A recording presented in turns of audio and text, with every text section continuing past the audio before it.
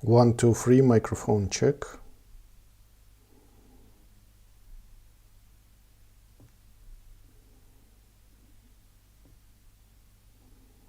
One, two, three, microphone check. Okay, clear.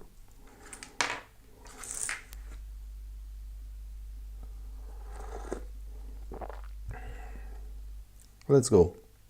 Hello guys and welcome to my channel QANSIGLIERE. Today I'm going to talk a little bit about bug tracking system or ticket management system, and yes, today we will not work on JavaScript code. And at the beginning of our conversation, let me remind you guys that you have a great opportunity to contact me and ask any questions directly. To do that, you just need to open my YouTube channel. Click here to get access to all available links, and you need to click on the first link. It will open a new page with Google form where you can write your questions and send them to me. From my side, I'm going to review all your questions and try to answer on them in the next videos. So, let's talk about bug tracking system or ticket management system. What is it and why IT companies use it? So, ticket management system, it's a better way how you can demonstrate your work and how you can organize and plan your work. Because, for instance, you decided to create some new applications or some new libraries or some new features, and to plan the work how you will develop it, it's better to use tickets, because tickets can show the current state of development process. They can show number of already implemented tickets. It can show the number of tickets are in progress and number of tickets what are planned for near future, for instance, for the current week, for next sprint, for next month, and so on. And by using ticket management system, you can better understand where are you during development of any software application. Let's talk about ticket types, and for this purpose we will use our favorite website draw.io. Let's create a new scheme, create new diagram. Let's call it ticket management system or bug tracking system.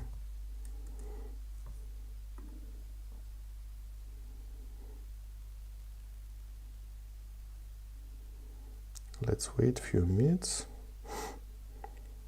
Okay, it's done.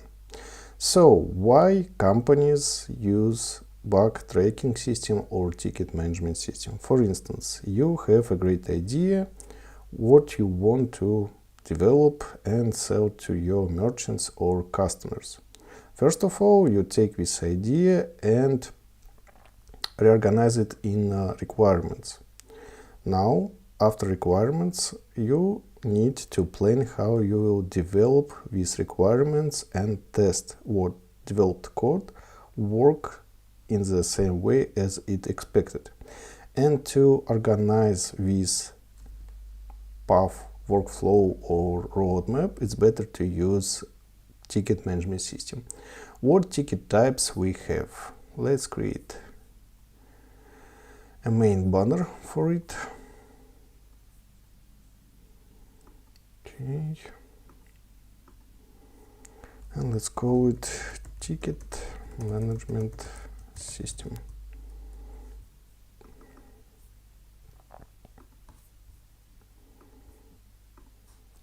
Let's make it bold and let's increase the size of the text. Okay, let's talk about ticket types. What types we have? First and main ticket type is an epic.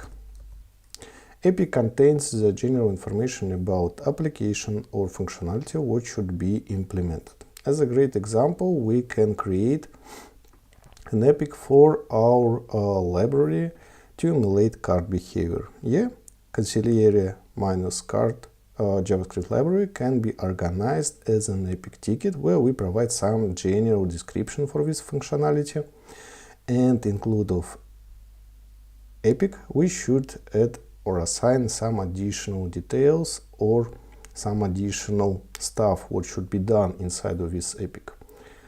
Let me change the font. Okay. So epic, it's a general place where you keep information about new functionality, new application or new product. Now, next level of tickets, it's a story. Story, it's a specific part of your functionality what should be implemented. Usually stories and as epics, they both are created by product managers or by product owners.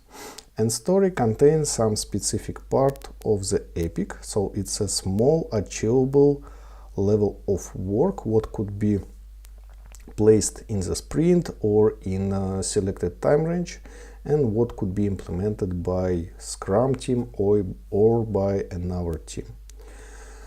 Next level of tickets, it's a bug, or in some companies we use term defect.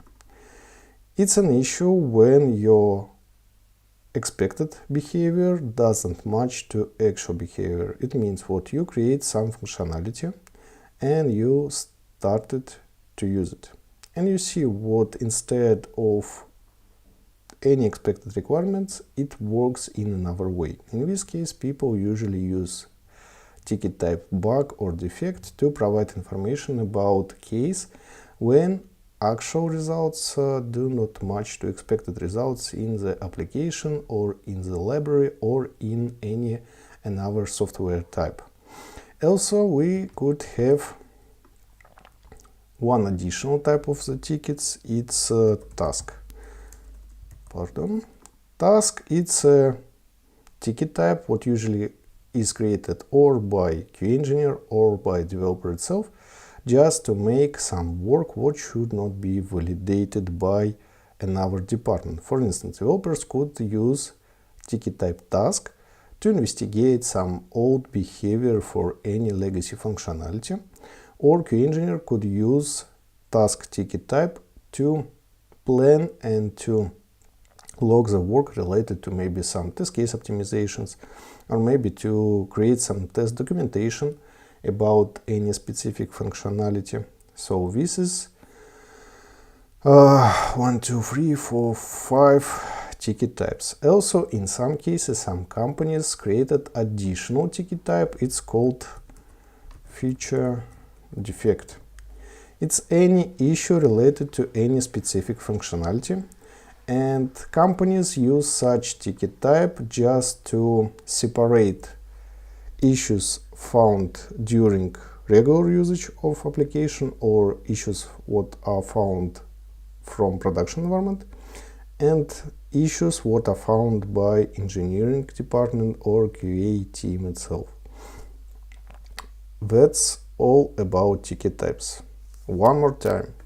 Epic ticket type. It's some general description for any new product or functionality or any new application or any new software. Story, it's a part of an epic where we keep some details about what exactly should be implemented, and it is achievable work for the team. By the team, I mean developers and QA engineers. Bug, defect or feature defect, it's a case when your software doesn't work in an expected way. And task, it's a ticket type what is used only to do some work for any specific engineer, and this work should not be validated by any other engineers. As I mentioned before, maybe it's some investigation about behavior of legacy functionality, or maybe some optimization for test cases, and it doesn't bring changes in the product itself. Okay, that's all about ticket types. Now let's talk about statuses for tickets. Ticket types. Okay, another topic. It will be, okay, let's, oops. Okay, another topic will be about statuses for tickets. First and general state for any new ticket, it's a new state. This state is used in case if you just create a ticket and you are not sure what it should be placed in any sprint. Maybe you need to provide some additional details, or maybe it's a ticket where you are waiting for any action from other departments. So any new ticket starts with new status. Ticket statuses.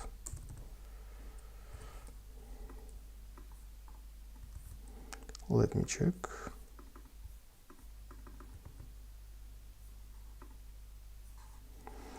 Okay, next one status, it's need info or need information. In case if someone created a ticket, but this ticket doesn't contain clear, sorry, let me play a little bit with font size 24.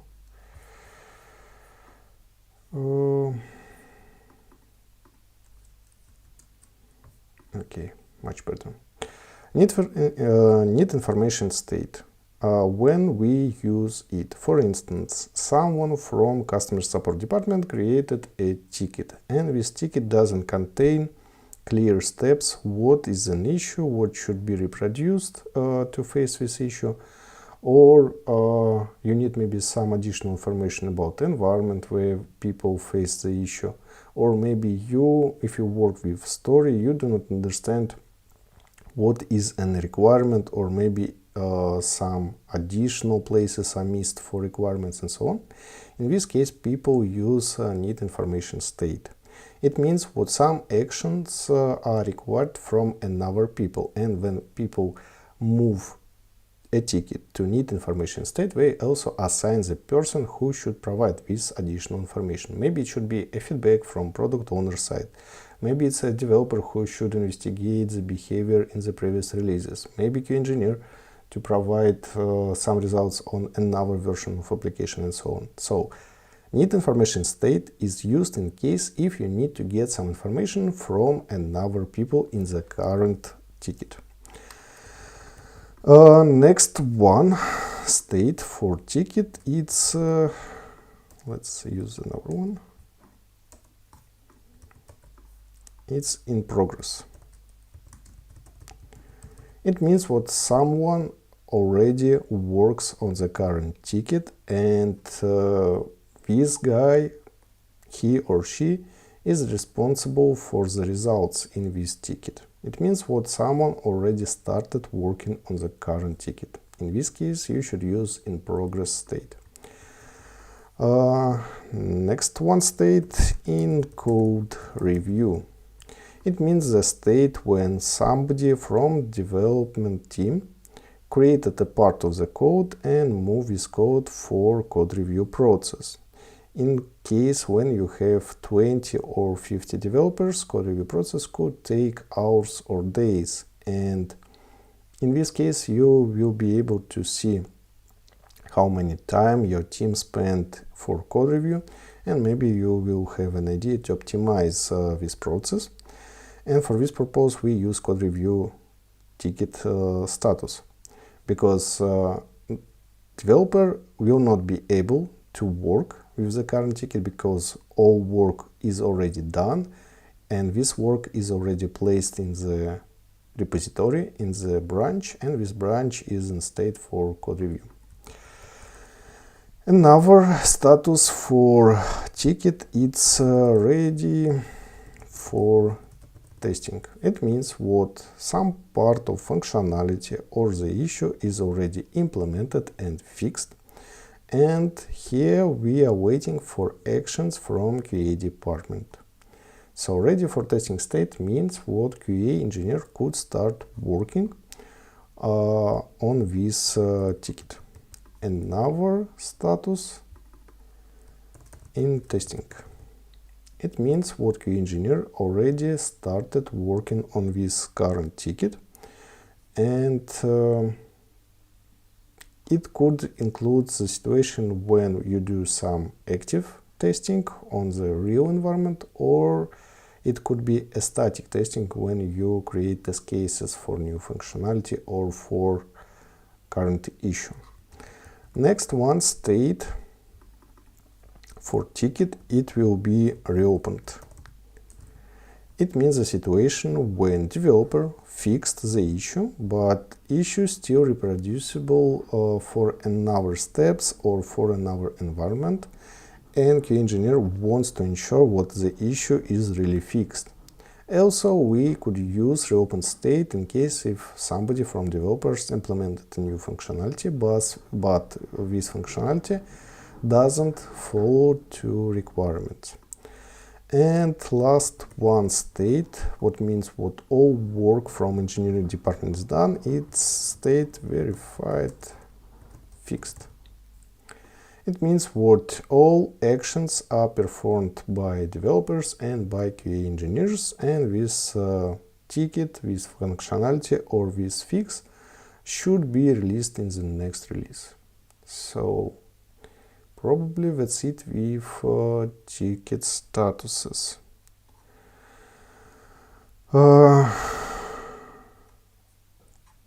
Okay, now let's make some demo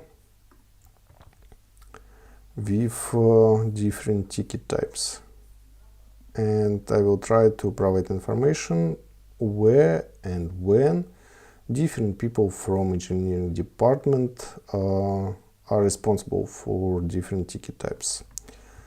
Demo.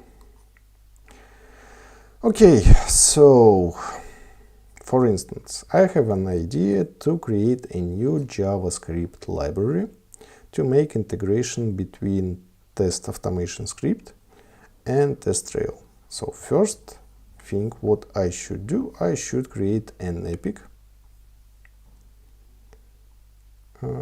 Let's place it here.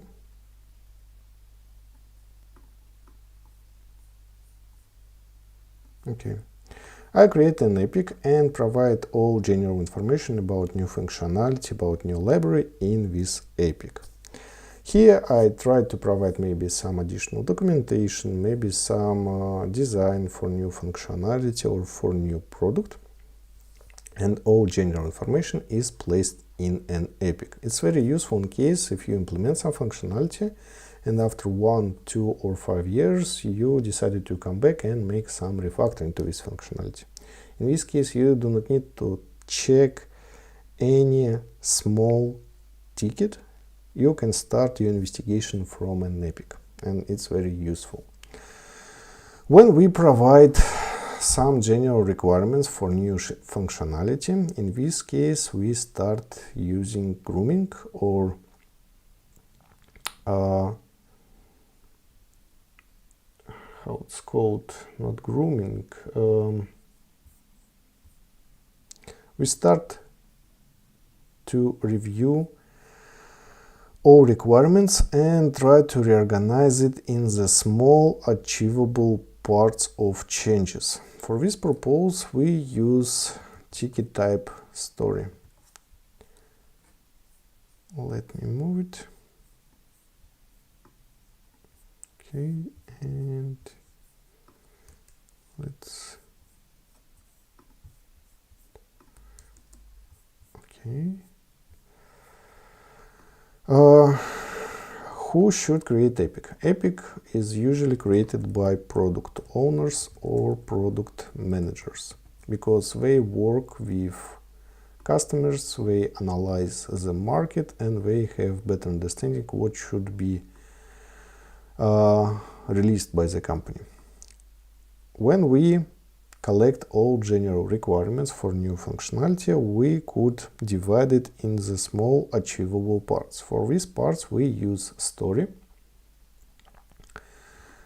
And stories are created by product owners, and some stories could be created by developers. Because in some cases we need to make changes for infrastructure, and this infrastructure doesn't require any work from product owner or product manager side. So we can demonstrate it in the following way. We can create 1, 2, 3.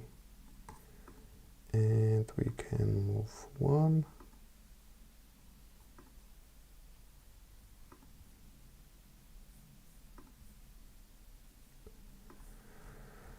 2, wrong one, and 3. Okay. Also, in some cases, we could use task ticket type to understand how some functionalities were implemented in the past, and this activity doesn't require any change in the code, but you as an engineer, you will spend your time and you need to provide information how your time was spent. In this case, you could use task ticket type. Okay, let's imagine we have a new sprint and we plan to take some of stories into the sprint. Developers started working on the implementation. They sent tickets in code review state, and engineers start testing it. What we could face in this state for tickets. In this case, we could face some issues, and it's normal when some implemented features contains feature defects. Because in some cases it could not work in expected way, and it's normal what engineers can find any issues. In my experience, feature defects could be created by devs and by QA engineers, because both of them could analyze the ticket, analyze the current behavior of the system, and both of them could create a feature defect. And let me move it.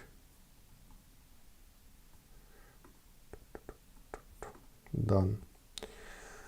Also, let's imagine we fixed all feature defects, we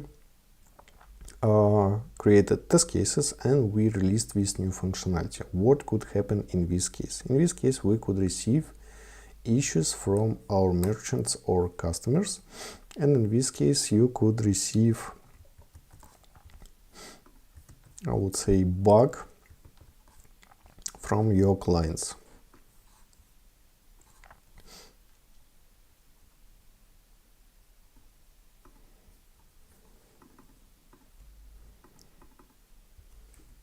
Who should or can create a bug? QA engineers usually, customer support team. Tasks could be created by dev or by QA. Okay, and that's done.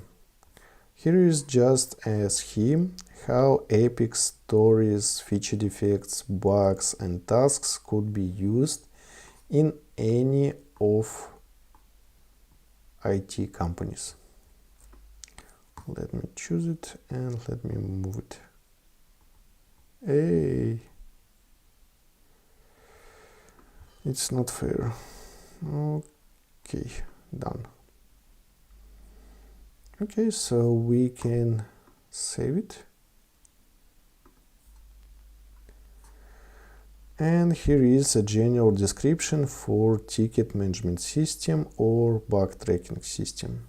What examples of ticket management system or bug tracking system we have?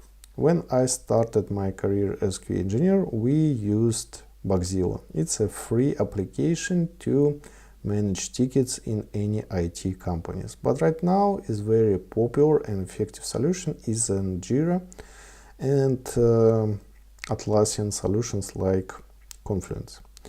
And in the next videos we will try to use both of these tools in our project. Thank you guys for your time and see you later. Bye.